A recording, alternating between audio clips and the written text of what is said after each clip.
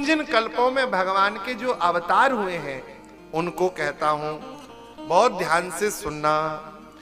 एकोनविंशकः कल्पो विज्ञेयः श्वेत लोहितः सद्यो जातावतारस्तु प्रथमः परिकीर्तितः। महाराज श्री ब्रह्मा जी एक कल्प में ध्यान करके बैठे थे और उसी कल्प में उनकी शिखा से युक्त एवं लोहित वर्ण वाला एक कुमार उत्पन्न हुआ। श्री ब्रह्मा जी ने उसे देखा और देखकर उस बालक के प्रति बड़ा प्रेम उमड़ा। श्री ब्रह्मा जी ने उसको सद्योजात शिशु माना। तो भगवान शिव का इस कल्प में जो श्वेत लोहित जो कल्प, इस कल्प में भगवान का अवतार 19वें कल्प में सद्योजात नाम से हुआ।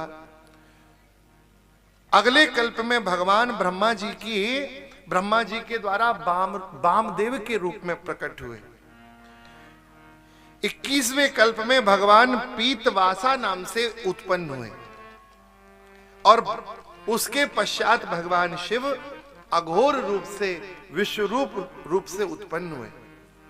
सनकादिकों ने कहा, महाराज नंदीश्वर, भगवान के अवतार होते हैं तो केवल भगवान के अवतार नहीं होते, भगवान के साथ साथ भक्तों के भी अवतार होते हैं। जैसे भगवान लीला करते हैं ना, ऐसे ही भक्त भी लीला करते हैं और वहीं से ठाकुर जी अपने सेवकों को साथ लेके आते हैं। हमारे ठाकुर जी तो बहाना बनाते। पूज्य श्री बक्सर वाले मामा जी गाते थे, जगदीश जग के हित जब चाहे जगत में आना, जगदीश जग के हित जब चाहे जगत में आना, जगदीश जग के हित जब चाहे जगत में आना। अति कौतुकी कृपालु, अति कौतुकी कृपा करते कोई बहाना, अति कौतुकी कृपा करते कोई बहाना। जगदीश जग के हित जब चाहे जगत में आना, जगदीश जग के हित जब चाहे जगत में आना। अति कौतुकी कृपालु, अति कौतुकी कृपालु करते कोई बहाना।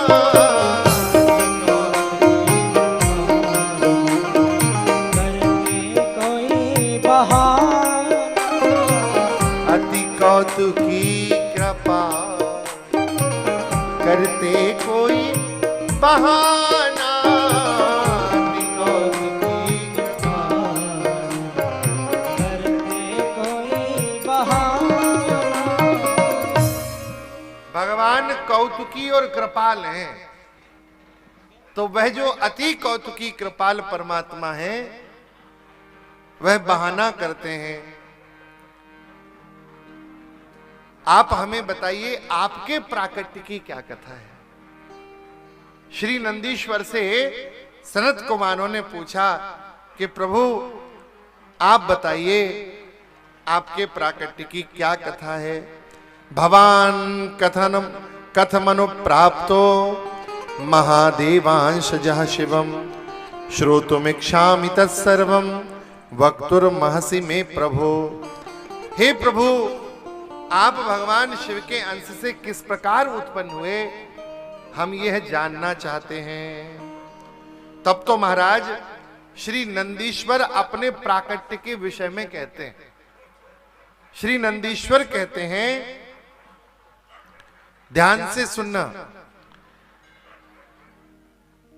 अधो दृष्टि सुधर्मात्मा श्लादो नाम वीर्यवान तस्यासिन् मुनिकै वृत्तिः शिवलोके च सोगतम।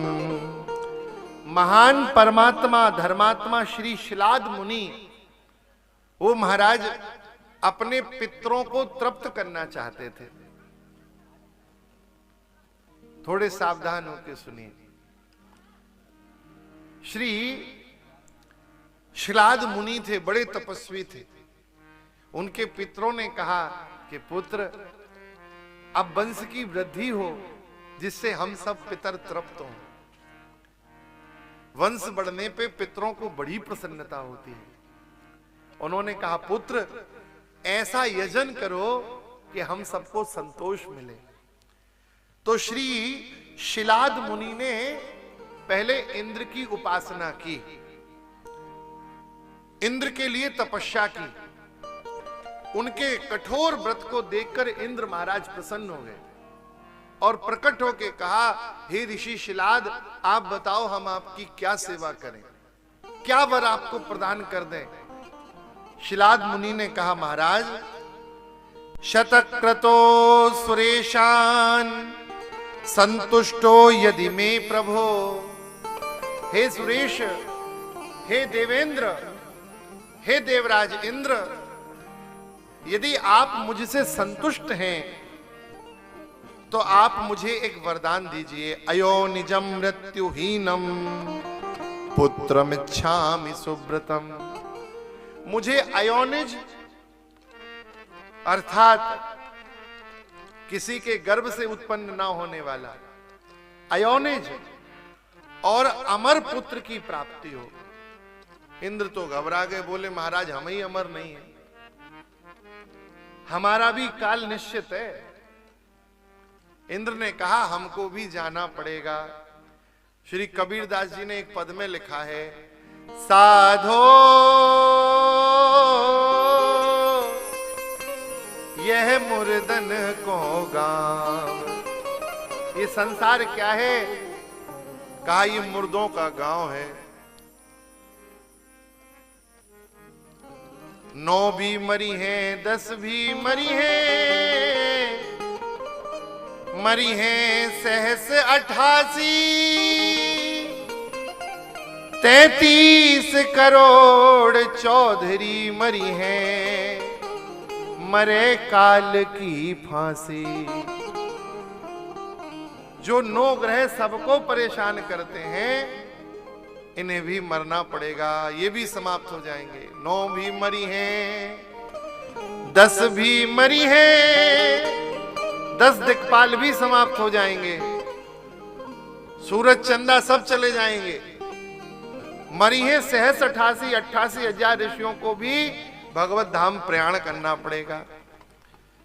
कहां तक कहें, सृष्टि की प्रलय लीला में 33 करोड़ चौधरी मरी हैं, ये सारे देवता भी समाप्त हो जाएंगे।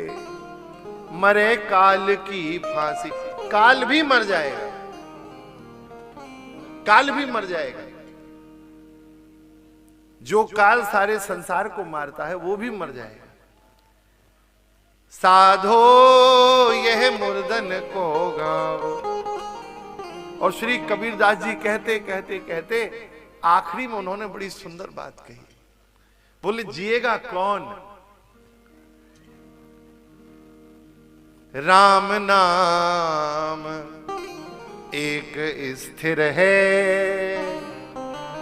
सब समाप्त हो जाएगा लेकिन राम जी का नाम नष्ट नहीं होगा। और वो राम नाम लेने वाला भी किसी काल में नष्ट नहीं होगा। जो राम नाम का आश्रय लेता है वह भी नष्ट नहीं होगा। चाहे शिव नाम का आश्रय लो, चाहे राम नाम का आश्रय लो, चाहे कृष्ण नाम का आश्रय लो, किसी भी नाम का आश्रय लीजिए। जिस अपने आराध्य के नाम का आश्रय लीजिए। जो नाम जपेगा वो किसी भी काल में नष्ट नहीं होगा। सब संसार नष्ट हो जाएगा लेकिन नाम लेने वाला नष्ट नहीं। इंद्र ने कहा महाराज हम तो ना अमर कर सकते हैं ना अयोनिज पुत्र दे सकते हैं, क्या करें? कहा ये सामर्थ्य तो ब्रह्मा विष्णु के पास नहीं है। फिर कहां जाएं? बोले जिनका डिपार्टमेंट है उन्हीं के पास जाओ। जिस विभाग की फाइल है उसी विभाग में लगे तो जल्दी गति पकड़ती है। तो बोले महाराज ये प्रलय लीला करने वाले भोले बाबा हैं, आपको अमर चाहिए तो प्रलय लीला की लिस्ट में से नाम हटवा लो। भाई आखिरी लिस्ट तो भगवान के ही पास है, तो शिव जी की लिस्ट से नाम चला गया तो बचे रह जाओगे। शिव जी का स्मरण करो। तब तो महर्षि शिलाद ने भगवान आशुतोष का चिंतन किया, बहुत प्रार्थना पूर्वक। थोड़े में ही रीझने वाले भगवान शिव प्रसन्न हो गए और शिव जी ने महाराज महर्षि शिलाद से पूछा, आप क्या चाहते हैं? उन्होंने बड़े प्रणाम पूर्वक कहा, प्रभु सुदुर्लभो मृत्युहीनस्तव, मुझे मृत्युहीन पुरुष पुत्र चाहिए और वो अयोनिज हो। तब तो महाराज भगवान शिव आशुतोष ने उन महर्षि शिलाद की इच्छा को पूरा किया, वरदान दे दिया। तब पुत्रो भविष्यामि नंदी नामना त्वयोनिजः, पिता भविष्यसि मम पितुर्वै जगताम मुने। हे महर्षि शिलाद, आपकी तपस्या से मैं प्रसन्न हूं, इसलिए मैं आपको वरदान देता हूं, आपके यहां पुत्र के रूप में मैं स्वयं ही अवतार लेके आऊंगा। भगवान का ये नंदीश्वर अवतार है, नंदी में भगवान में भेद नहीं है।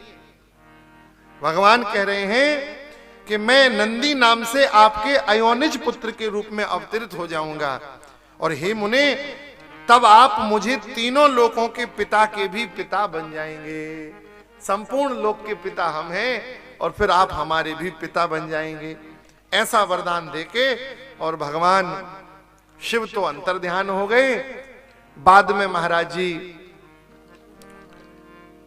कालांतर में एक बार महर्षि शिलाद यज्ञ कर्म के लिए प्रशस्त हुए और यज्ञाग्नि से एक सुंदर बालक का प्राकट्य हुआ, सुंदर नंदी का प्राकट्य हुआ। देवताओं ने पुष्प वृष्टि की, आकाशवाणी हुई और शिलाद ने कहा, जो पुत्र उत्पन्न हुआ है ये मेरी भावना के अनुरूप हुआ है, तो मुझे आनंद प्राप्त हुआ है। त्वया हम नंदितो यस्मान नंदी नामना सुरेश्वर, तुमने प्रकट होकर मुझे आनंद दिया है इसलिए तुम्हारा नाम नंदी होगा। और आनंद स्वरूप आप प्रभु जगदीश्वर को मैं प्रणाम करता हूं। ऐसा कह के महाराज श्री शिलाद ने नंदीश्वर का नाम रखा। आप ऐसे मुझे मिले हो जैसे किसी निर्धन को धन मिल जाए, इस भावना से नंदीश्वर का नामकरण आदि हो गया। बाद में महाराज 5वें वर्ष में संपूर्ण वेद वेदांत सहित नंदीश्वर ने अध्ययन कर लिया।